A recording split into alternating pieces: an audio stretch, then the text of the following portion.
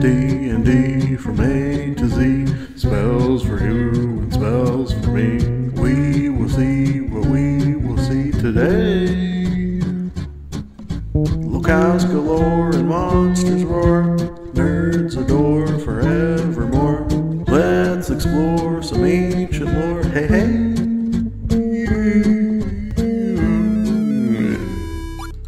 Hello, welcome. My name is Jordan Maywood and I am the Alphabetical DM. This show is one in which I discuss a monster, a spell, a location, a main subject.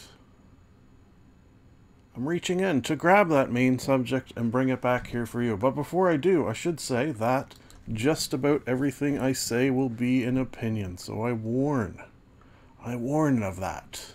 Is it a dire warning? No, it's not a dire warning at all, but it is a warning nonetheless. Let's move on to this button.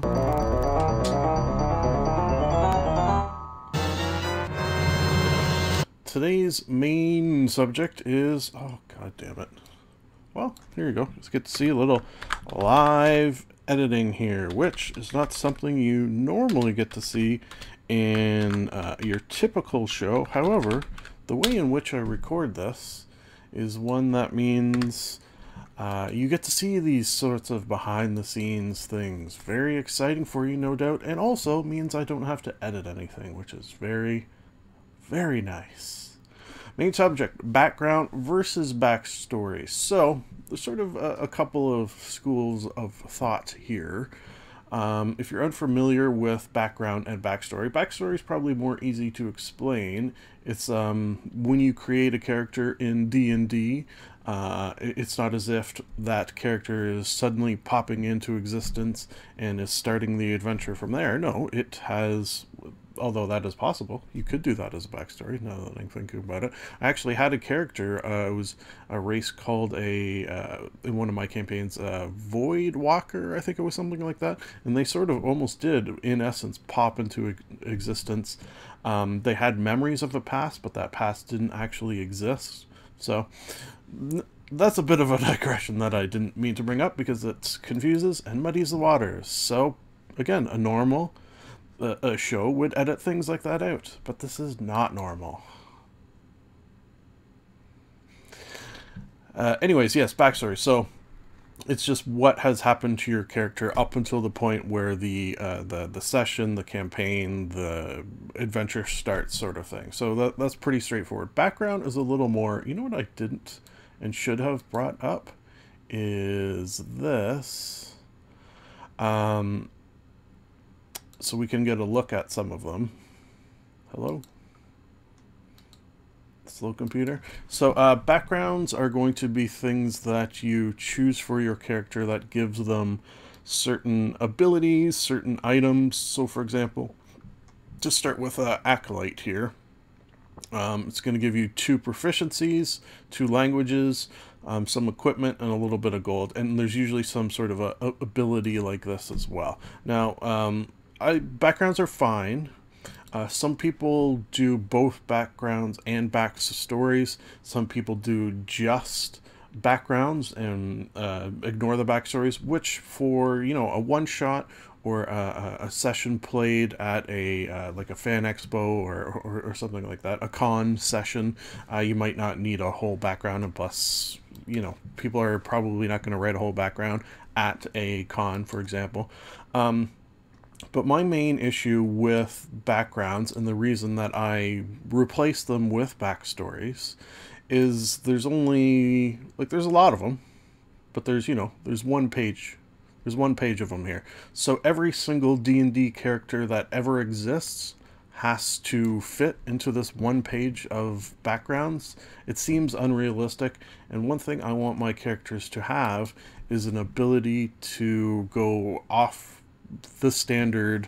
It's the reason why I let any race class from any source, as long as I get to adjust it, nerf it first. And the same reason I don't want them to be hammed in by the background and let their backstories just, whatever they want to throw in it, they throw it in. So taking the backstory things that you get, the skills, the proficiencies, languages, etc. I've sort of taken that idea and I give these. So standard proficiency is just going to simply replace whatever standard proficiencies you would normally get, and I'm basing it off reading the characters' backstories and trying to figure out a couple of things. I don't want to duplicate skill proficiencies that their classes give them, and I want something that thematically would fit with what they've written in their backstory. So pretty straightforward, really, for the most part. And the more detailed the backstory that my players give me, the easier this is to do. Then I give a non-standard proficiency, which is I'll pick something for each character, and this is going to be a proficiency that only they have in the whole game. No one else is going to have this. So, for example, here's from my most recent campaign. He's got a non-standard proficiency in nuts because he's a squirrel folk. She's got a non-standard proficiency in etiquette because she's a princess. Let's see, non-standard proficiency in aquarium creation and maintenance. Okay, well, sometimes they're weird. In fact, quite often they are weird. What is this one? Non-standard proficiency in books. Okay, yeah. So the reason I like this is because it gives the players a sort of a unique way in which only they can use this proficiency, and I also find it allows them to try to solve problems in new unique ways,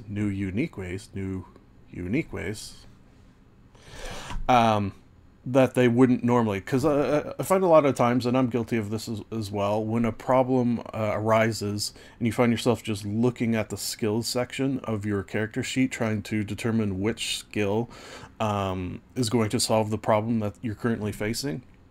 Now, because it's a set list that's always there, you may, and probably not everyone's going to do this, you may sort of have a go-to that you're always sort of thinking, oh, okay, I've had a problem like this before, let's use this skill, I've done this before, let's do this. But if you're adding a new one, they're going to try to think of things in different ways. Sometimes it's nice to which I haven't done this time, and maybe I should, is let them have expertise in this non-standard proficiency, because that way it's forcing them to try to use this unique skill that only they possess, that fits their backstory, that fits their character. So it all sort of rolls together to make things a little more believable, even, I would say. Equipment, again, I'm just sort of similar to the equipment that you get in a standard background. However, rather than something like this that may or may not fit their backstory, I'm picking items that specifically fit things they've written down. Also, I'll probably most of the time throw in a little something that is like a tease for something that maybe I'm going to reveal later, like a locket with a picture of someone you don't know who it is, or something strange like that. Magic item. Now, I'm not giving things like a +1 sword or boots of elven kind or things like that. It's usually something a little more. Well, let's look at some of the examples I have here. Magic item, the clothes bag of holding. Yeah, so for the princess, for example, this is a bag of holding that can contain basically as much finery, as much, fancy clothes as yes.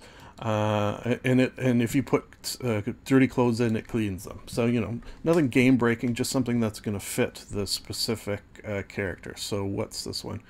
Amulet of favorite enemy. Yeah, so I have a ranger in the party, and rangers not particularly well built in a lot of people's opinion, and probably mine as well to some degree. So I gave him this amulet that will let him switch out his favorite enemy once a day. That one's a little more powerful than I would normally give, but because it's for a ranger, I didn't feel feel bad. This one, I sort of combined the magic item with the ability, so we'll get to that later. This one, Book of Knowledge. Okay, yeah, so I have a magic 8-ball that basically if he's if he's doing a knowledge check, he can ask this magic 8-ball, which is, we're pretending is a book, for help on it, that sort of thing. And oh yeah, I think this was a good one actually. So gloves of cooking utensil growth. So this is a giant, what are they called, Goliath chef. So rather than she could sort of pick up a gnome-sized fork with these gloves on, and then it turns into a Goliath-sized fork. So dumb things like that are not super powerful, but more interesting and flavorful, and things that fit the backstory. Starting gold, yeah, again, sort of just that one. If anything, I'm sort of just following. You know, it's not going to be anything too crazy. Whoops. Prizes. Okay, so prizes is something else. I'll have a list of prizes based on how quickly my characters, say, turn in their backstories. So if you're the first to turn in your backstory, you're going to get the best prize. If you're going to turn in your backstory and take a long time, you're not going to get a good prize, or no prize at all. So this, yeah, I think she was last. So she got an unidentified potion, a smooth blue-red stone, a banana, and 1 extra gold. So not very good because she was last. Who was first? I think Merle was first. So he got 20 extra gold for a random level 1 spell scroll, Hellish Rebuke. Yeah, so things like that. And lastly, ability or skill. Yeah, so this is probably the more interesting, powerful one. And I always aim for something that can grow over the course of the campaign. So let me use these as an example. So she's got a curse. This campaign takes place, it's called the Sliders, because they're sliding through all the different planes of D&D. So her curse transforms her based on the plane that she is currently in, just as an example. So this is a net, like a net that you can use as a weapon in D&D, that he can add things into to change its abilities. And this is a formula I use a lot for this sort of thing. So when he's crafting the net, he'll roll. If he rolls above 20, something great or magic will happen to the net, something good or strange, 7 to 19, something bad or dumb. And that's sort of a formula I like to use a lot. This is a mind flayer, so his ability skill is all revolves around eating brains and how that works. The chef, of course, it revolves around food. So sort of things of that nature. So with this method, you could sort of pinpoint and customize and flavor much more than just using the background, or even using the combination of background and backstories, because this forces you to come up with things that fit the backstory. So that's my spiel that I didn't plan on spending this much time on, so let's move on to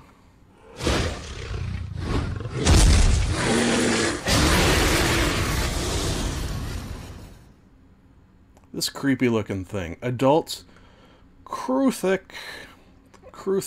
Look at this. That's horrifying. Look at the mouth. The missus and I watched It Chapter 2 yesterday, and you know, that mouth.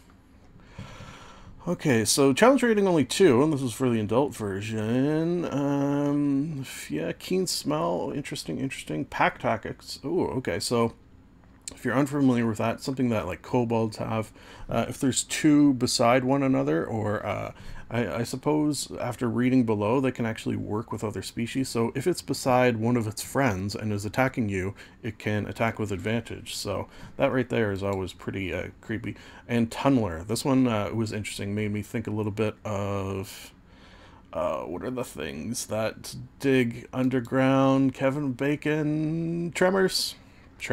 Oh, you know what? What does the... Let's just look. Walking Tremors Kevin Bacon. I don't think he was in the in the movies where the tremors started to walk. I should probably take out. Anyways, there's a tremor, but there was versions of these that could shoot out of the ground and also walk, and they kind of looked a little bit like this, a very little bit, enough that I say so. Okay. Oh, it could shoot spikes out. Man. Covered sharp senses, sharper weapons, shared layer. Kruthiks abide the presence of constructs, elementals, oozes, and undead, and use such creatures to help guard their hive. So that's pretty cool right there. And the fact that they have a hive. Doubly creepy. Smart enough to barricade some tunnels. So they have some... I didn't think they were that smart. Yeah, they're only 7 intelligence. I guess it's sort of an animalistic intelligence. Okay, so... Ooh, man, creepy. Some cool abilities. Despite only being challenge rating 2, I feel like with the pack tackets and the tunneling, you could probably make them have that would be a difficult battle if you use them right. So I'm going to go a 4.79. Yeah, high marks for the adult Kruthik. When we get to the K's, oh God forbid. Oh, what is this? Adult Kruthik. Thank you. I don't know if you could hear that. Probably not. Yeah, I wonder if a Kruthik, when we get to the K's, there'll be a Kruthik there. Probably will. Let's move on to... Antipathy, Sympathy. Antipathy. Am I saying that right? Antipathy. Antipathy. The spell attracts or repels creatures of your choice. You target something within range, either a huge or smaller object or creature, or an area that is no larger than 200-foot cube. Then specify a kind of intelligent creature, such as red dragons, goblins, or vampires, or Kruthiks. You invest the target with an aura that either attracts or repels the specific creature for the duration. Choose Antipathy or Sympathy as the aura's effect. So, I'd like a spell, and this has come up before, that has options within it. So the options here being Antipathy, which is a word I'm clearly having trouble with, and Sympathy. Okay, so Antipathy... Antipathy. The enchantment causes creatures of a kind uses needed to feel an intense urge to leave the area to avoid the target. Then we've got some saves and stats, and this has the opposite effect. It's gonna call in these creatures. Now, why would you want to call in? I suppose there's story reasons where, and this would be more campaign based, where you're having things like the need to get resources from monsters, perhaps. Like you need a stink gland of what's a smelly monster, of a stink monster, which is a monster I've just made up. Things like that, I guess. But you know what, I'm curious, what other reasons would you want to call in a group of a specific type of monsters? I mean, I'm sure there could be anything, which is one of the reasons I like D&D, because there literally could be any reason. But I'm curious what some might be. Ending the effects, 24 hours, okay. Alright, so rating wise, this is cool. Yeah, what level spell is this anyways? 8th level. Wow. Wow, that's so high. Okay, yeah, I'm just gonna go 3. It doesn't blow me away, and spells at 8th level that you can also take are probably, there's cooler and more interesting ones. Yeah, and pictures of stuff, not so much there. What the heck is going on here? Warforged? Captain America Warforged? That's pretty cool. Okay, so if anything, we got to see that picture. Let's move on to... Arrived at your destination. Our destination, of course, is Adbar Run. Adbar Run was a large valley of the Silver Marches. Adbar Run was a wilderness in the truest sense of the word. It contained no permanent settlements between the Cold Val and the Fork. Inhabitants, orcs and goblins. Rare patrol from Red Tiger, and so we've got some barbarian tribes as well. Overall, kind of blah. Like literally, there's nothing there. It's kind of saying no permanent, yeah, wilderness in the true sense of the words, which is both good and bad. The bad is there's not much there of interest, but then the interesting thing is. Anything can be in there because it's miles from civilization. You could have things there that my sort of first thought is if, say, a portal opens to a hell dimension or things burrowing up from the Underdark. Now, if it's going to be in an inhabited area, it's probably going to be quashed fairly quickly by the inhabitants of that area. However, if it's in the middle of the nowhere, it's going to give these things, whatever they are, a chance to get a strong foothold as they take over an uninhabited area before anyone notices. So, some potential there. So really, it's kind of middle of the road, not blowing me away too much. I'm going to go with 2 for Adbar Run. And where is Adbar Run? Between the ice mountains and the cold wood. I'm guessing it's cold. And the Vortivor forest. Citadel. Oh, okay. Well, didn't mention that. Maybe we'll come to Citadel Adbar at some point. I don't know. Let's move on to...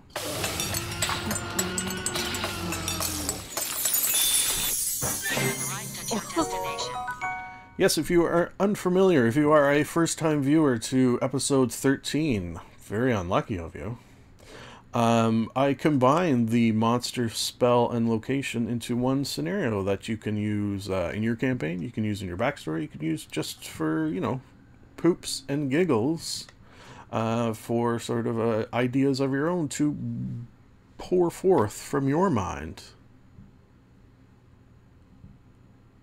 Thusly. Adbar Run is a true wilderness, yes, and very difficult to traverse. So, a wizard named Elon came up with the idea that a tunnel connecting one end to the other would make traversal easy. Elon contacted a guild of traders in the area who would not only benefit from the ease of trade, but could charge others for use of the tunnel. Makes sense so far? They quickly agreed to pay him for his services. Elon's services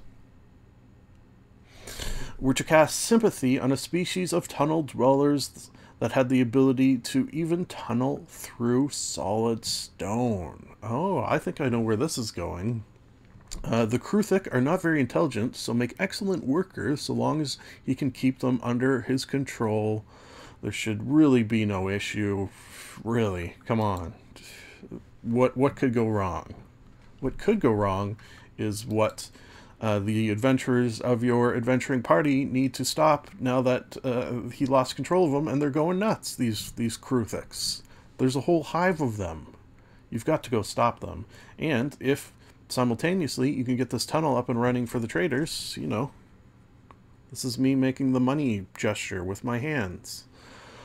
Yeah, so that's my scenario. Let's move on to questions and answers. I should say viewer, still in quotes, as I have been unable to take questions from the Underdark below because from my perspective, despite this being episode 13, only 5 episodes have dropped, I do believe. 5 or 6. So I've had 2 nice comments from Mini Wheats. If you're out there listening, thank you for those. If you have a question, hey, there's none down there yet, so you'd probably be the one who's chosen. Otherwise, I will continue to take them from various Facebook D&D groups because they're a treasure trove of questions there. This was a pretty straightforward one that I think I've seen before. What does everyone do when hit with writer's block for a homebrew campaign? And it made me think. I feel like there's 2 types of writer's block, and this is just sort of a feeling I have, and from my perspective, it feels right.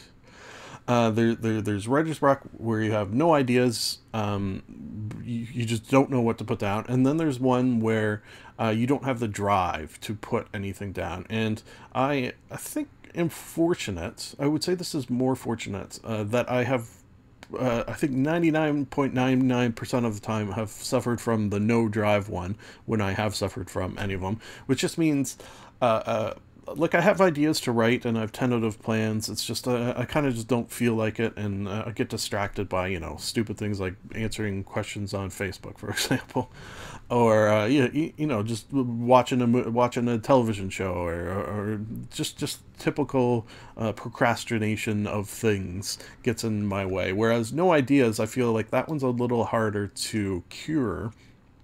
But I think consuming media is the good way to get over that hump. Watch television, watch movies, not even genre specific, not even fantasy related stuff, just stuff. Read a lot. Read. Yes, that would be my number one consumption of media in order to get over writer's block, is read. Any writer will say that the best way to become a better writer is to read more. So if you're not reading, the getting over the no ideas thing, I feel like, is going to be, you're going to have a tough time. For the drive thing, only two things have ever worked for me. Powering through, well, let me just say first, time, just waiting it out, doing your silly business and then getting back to it. But the other thing I've done and had success from time to time, which is harder to do, so I do it last, is to power through. So just start writing, even though you don't really feel like it, don't want to. And once the ideas and things start flowing into what you're writing, it sort of like switches something over in your brain, I feel like, and then the block is just gone, and you're writing and you're having fun again. So that one's actually hard. The result is better in the end, and more fun, but it's harder to do. It's harder to do that sort of powering through, I find, which is, you know, interesting. All right, folks, guess what time it is? It's done! It sure is Jean-Claude Van Damme at the end of every one of these episodes for some reason. So dumb. I know, but what's not dumb is supporting TakeThis.org, a wonderful organization that deals with mental health issues, intertwined with the gaming world, which has a soft spot in my heart to the degree that, because I don't like doing the typical YouTube beg, borrow, and steal for likes, subscribes, hitting notification bells and that. Instead, I bribe for them. Yes, for every 100, 200, 400, 800, sky's the limit, subscribers we get to this channel, I will be personally donating money to TakeThis.org, because I am bribing for those things. Bribery, I've resulted to. Also, should this channel ever become a thing, who knows, I will be donating half of all proceeds made by the channel to, once again, TakeThis.org. So, you know, basically, you help it to grow by clicking a few buttons, and you do good for others. So, you know, what's wrong with that, basically, as I look for the button to turn off the recording, as I always do. Folks, we did it. Episode 13.